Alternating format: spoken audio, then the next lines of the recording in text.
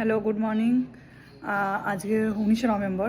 কাল বড় কাকুর জন্মদিন ছিল আর আমরা বেমালুম ভুলে গেছি কাজের চক্করে। সকাল থেকে কাজ ছিল, ওর চক্করে বেমালুম ভুলে গেছি। বড় কাকু এবার রাত 9:30টার সময় যখন আমি ঘুমিয়ে পড়েছি বাড়িতে এসে, তখন মেসেজ করেছে, পুরোনো একটা কেকের ছবি দিয়ে লিখেছে এই ছবিটা খুব পেনফুল। হ্যাঁ, গ্রুপে লিখেছে। তো ঘুমিয়ে পড়েছি, যথারীতি গ্রুপ দেখিনি। না, সকালবেলা বাবা উঠে দেখাচ্ছে এই দেখ কি পাঠিয়েছে। আর তখন তো মনে পড়েছে এবার সেই নিয়ে বড় কাকু বিছানায় উপরে শুয়ে আছে, শুয়ে থেকে বলছে রাগ করেছে আমাদের উপর। ওটা রাগ করাটাই স্বাভাবিক, আমরা হলেও রাগ করতাম। তো এখন নিচে পঠানো চলছে আর বিকালবেলা তার জন্য আমাদের প্ল্যান করতে হবে। আজকে আমি বলেছি আজকে বাংলা হিসাবে পড়েছে, তো কি হয় দেখা যাক। চলো, এখন সবাই মিলে বিকালের মেনু ডিসাইড চলছে। কাল কাজ ছিল তাই আজ ঘুম থেকে উঠতেও এমনি অনেক লেট হয়ে গেছে, সেই কারণে রাত্রিবেলায় প্রোগ্রাম হবে ঠিক হলো।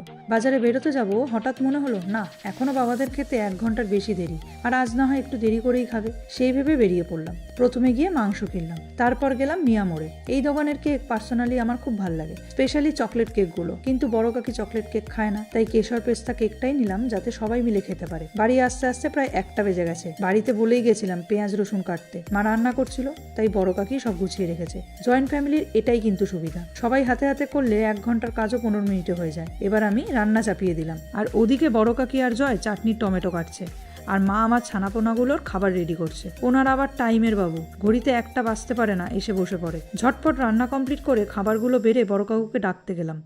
বড় কাকু ফটো তুলে হোয়াটসঅ্যাপে স্ট্যাটাস দেবে বলে একটু সাজগোজ করে নিয়ে খেতে আসলো। আর আমার কথার দাম দেখো, বলেছিলাম 2টোর সময় খেতে দেবো, দেখো 2টোই বাজে এখন। এখনো বন্ধ বাজেই। হ্যাঁ, এখন 3 মিনিট দেরি আছে। তো জিভ দিয়ে পুরো লাল ঝোল টক এটা কি লেখা? ওষুধ।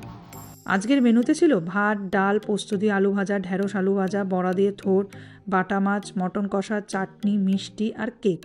আজকের মেনুর কিছু আইটেম মা করেছে আর কিছুটা আমি। খাওয়া দাওয়া আর কেক কাটা দিয়ে আমার অসুর থুরি বড় কাকুর জন্মদিন ভালোভাবেই সেলিব্রেট করা হলো। এবার বড় কাকুর কাছ থেকে ট্রিট নেওয়ার পালা। আজকের ব্লগ এই পর্যন্ত, দেখা হচ্ছে নেক্সট ব্লগে। টাটা।